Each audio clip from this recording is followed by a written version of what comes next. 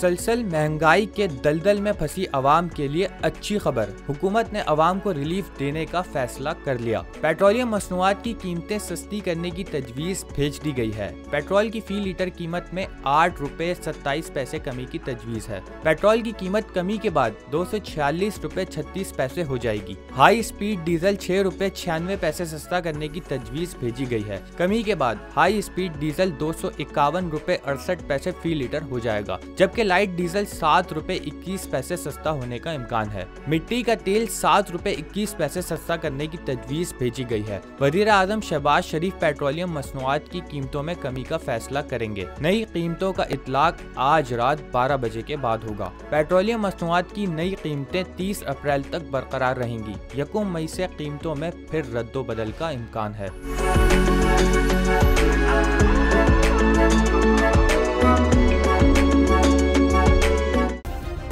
Subscribe करें और bell दबाएं ताकि कोई खबर रह न जाए।